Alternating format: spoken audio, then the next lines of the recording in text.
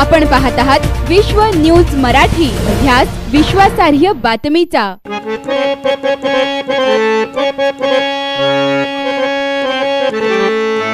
सस्नेह निमंत्रण। श्री स्वामी समर्थ अन्नछत्र मंडळाच्या वर्धापन दिनानिमित्त तसंच गुरुपौर्णिमा उत्सवासाठी येणाऱ्या विविध मान्यवरांचं श्री स्वामी समर्थ अन्नछत्र मंडळाच्या वतीनं सहर्ष स्वागत।